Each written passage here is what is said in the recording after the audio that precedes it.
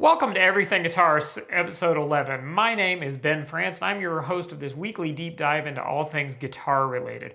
If you're new to the channel and the series, go ahead and click the subscribe button down below and ring the bell so you can be notified when new videos go live.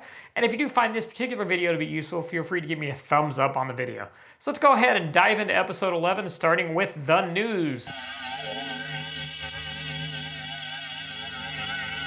All right, this week in the news, first thing I wanted to highlight something super exciting for those of us who are nerdy instrumental guitar player fans out there. John Petrucci, that master of all things 6 and 7 string, has released his first new solo album since 2004 or 2005. So let's jump over the screen and take a look. You'll see here on the screen that Terminal Velocity is the new solo album that is out now. It actually dropped as of today, August the 28th of 2020. John released a video and a single for the first track, Terminal Velocity, the first single earlier this month, and the full album went live. This does also mark the return of Mike Portnoy to John Petrucci's musical world as well. This is the first recording and writing of new music that Mike has done with John since 2010 when Mike left Dream Theater. If you're not familiar with Dream Theater, Mike Portnoy was one of the founding members and drummer, the original drummer of Dream Theater up until 2010, where he was replaced in 2011, I believe, with Mike Mangini, who is also an incredible drummer as well. However, that Portnoy-Petrucci combo is very apparent on this album, and let's just say that there's definitely some magic there between the two of them. I watched an interview with John, and he talked about the fact that having Mike back in the fold with him making music was an incredibly rewarding experience, and as he put it, there was nothing more fun than having my friend play on my album. So let's check out a little bit of this. We're going to jump over and check out a little bit of Terminal Velocity, the video to it itself, and let's get that pulled up real quick. Very Dream Theater-esque, or very John Petrucci-esque on the imagery, which I absolutely love.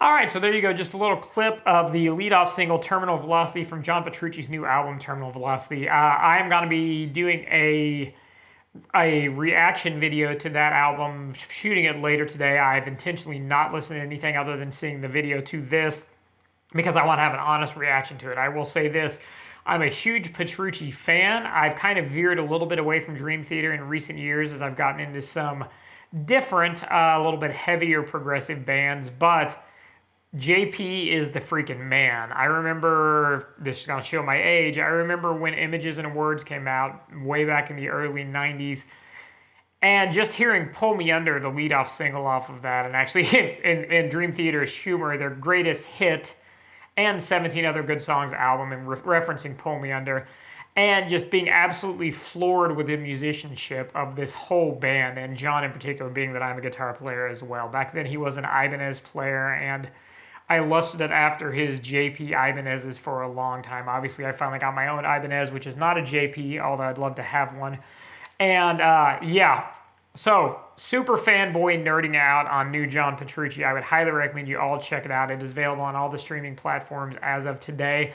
He's done a couple of different pre-orders for limited runs of vinyl releases, double album vinyl releases, and they have both sold out, unfortunately. I didn't find out about that until too late, and I looked it up based on a post that he made on his socials about a second run of vinyl, and the second run was already gone as well.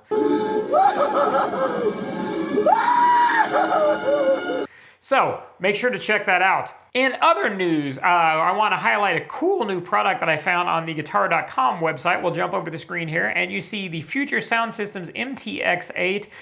This is a super cool mixer for routing signal flow. We'll jump over to the Future Sound Systems webpage, and you'll see that this has a 1, 2, 3, 4, 5, 6, 7, 8, and then A, B, C, D, E, F, G, H.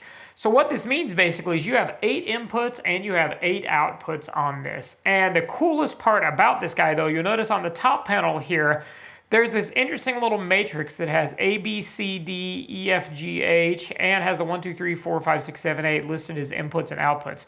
What these guys actually do, this is a 64-point pin matrix, as it says here. Inserting a 2mm banana pin into a point on the matrix connects that input, the numbered vertical axis, so going from 1 down to 8, to a corresponding output, the lettered horizontal axis. All inputs and outputs on them are 1/4" jacks, so 1/4" on the side. However, this cool little matrix here, oh, hi Sarah, awesome new video from you, I'm sure I will be checking it out later. Sarah Longfield, if you don't know who she is, check her out on Instagram, another incredible, all-around awesome, badass musician. So the cool thing about this is you insert a pin on this matrix on the top, it connects whatever is meeting on that grid. So for instance, if we look here on this, if we were to go here on to down to row 4 and over to column D and you put a pin in there, a banana jack, then that connects 4 to D. So whatever you have as an input going into 4 and D would be connected. This gives you an insane amount of routing, signal routing flexibility and signal routing opportunities right there from the top of that panel. So while that's something I don't have currently, it's a little bit pricey, 409 euros. That'd be, I believe, somewhere around 450, 470-ish US dollars. Something that's definitely on my horizon to get. And since it's 1/4" jacks, while this is something that you can use obviously for guitar routing, effects pedals, in, out, so on and so forth, it's not limited to that by any means. You could use it for things like analog synthesizers, anything with 1/4" inputs and outputs, you could route through this guy and have an insane amount of signal flow possibilities. So the Future Sound Systems MTX-8, definitely something worth checking into. And you'll see they also have a MTX-8 guitar version as well that says everything's the same except input 1 features an input stage based on the tube screamer type distortion pedal. So it can be used to add gain or distortion to a guitar or mic signal. So that's very cool. They have the standard one and they also have the guitar version that has kind of a tube screamer-esque circuit built into it as well. Make sure to check that guy out. Both this product and the John Petrucci terminal velocity release I have links to down in the video description if you want to click through and read and or listen to more about that. This week for the mini guitar lesson, I thought we would start diving a little bit into some of the practical application of chords that we've covered over the past several episodes.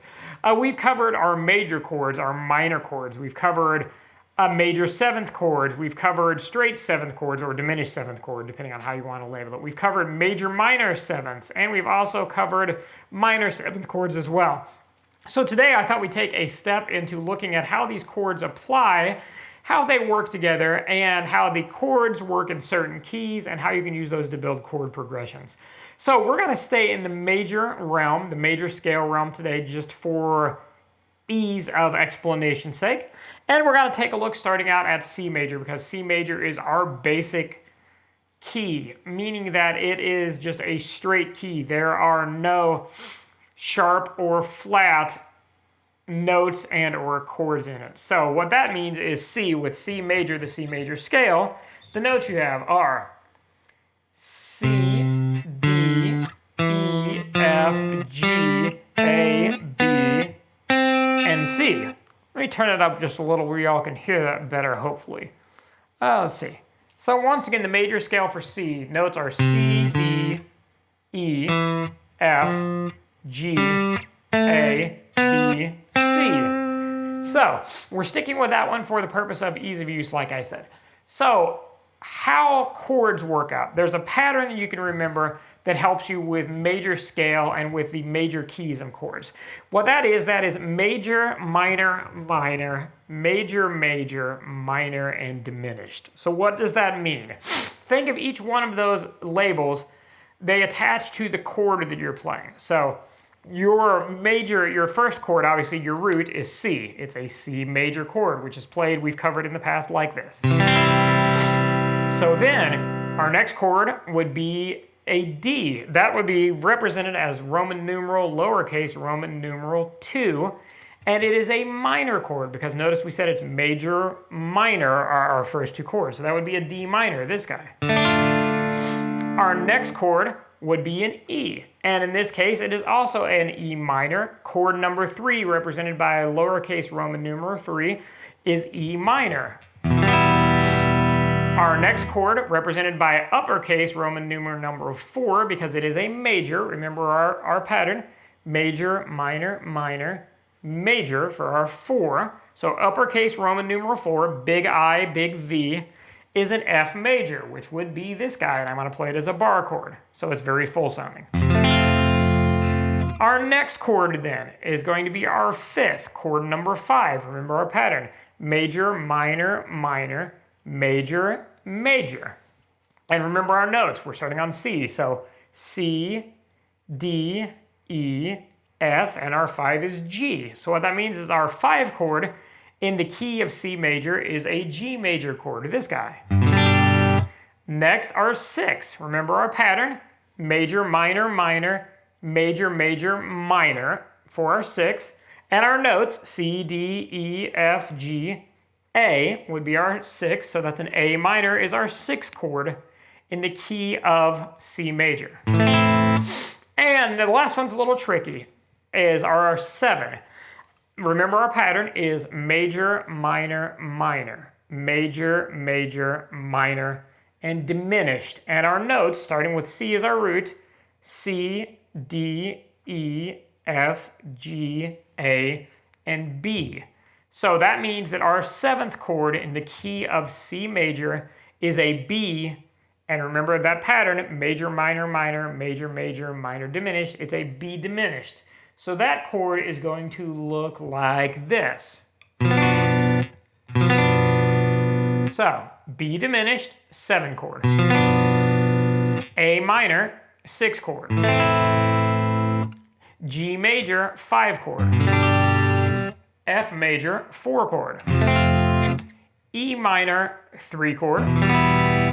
D minor, 2 chord. And C major are 1 chord.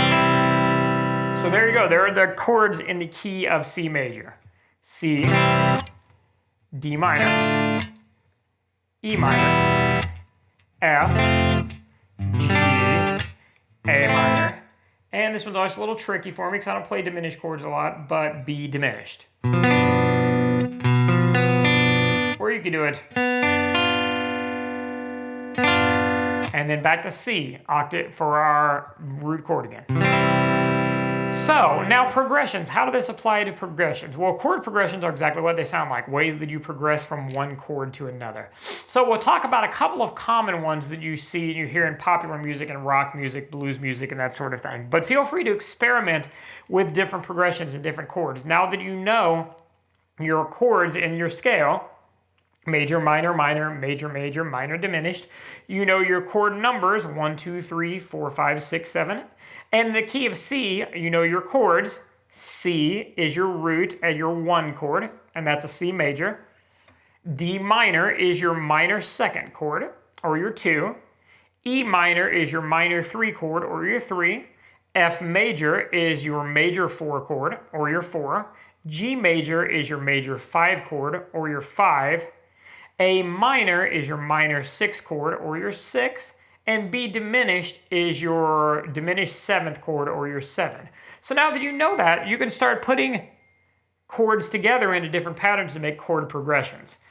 A very common one that we hear very, very, very commonly is a 1-4-5 chord progression. And 1-4-5 is something that you hear very, very frequently in blues. So let's take a look at that. In the blues, you'd have let's say in this case, let's go with, let's stay in C. So if we had a C major chord, we have, then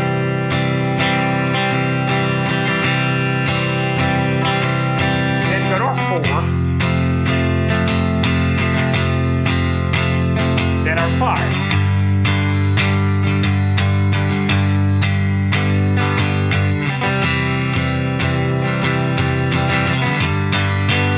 Now that doesn't sound real bluesy, but what if we play it as root 5 power chords and we start alternating our 5th a little bit? This is gonna sound very, very blues-ish. If we do something like this.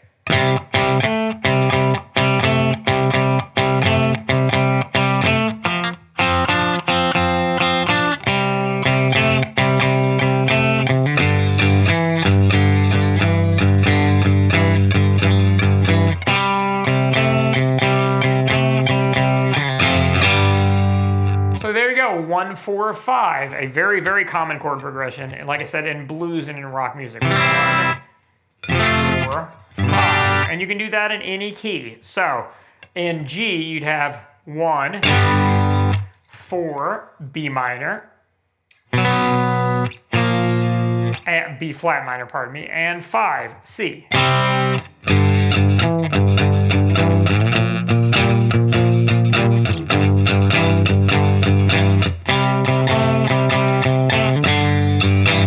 1, 4, 5. Now another common progression is going to be 1, 4, 1, 5. You hear this a lot in rock ballads, and in the 80s this was a prolific, very almost beaten into the ground chord progression. And it would often be in the key of G. So you'd hear something like this. It'd be like, so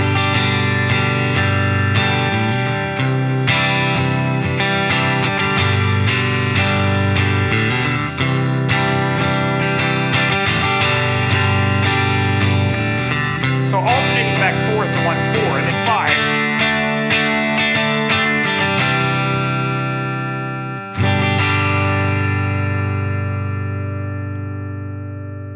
So, yeah, 1, 4, 1, 5. And you can, once again, you can put that into any chord shape.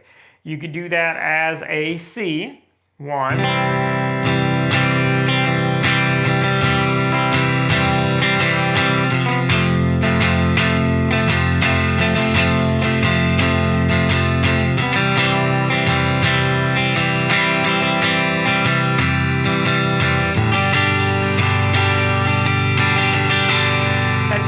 Wanting to stay in key, you need to remember not only your notes you're playing, not only are you playing a C, an F, and a G, but your 4 chord is major and your 5 chord is major, and of course your root is major since we're staying in the major scale today. So C major 1, F major 4, C major 1, G major 5.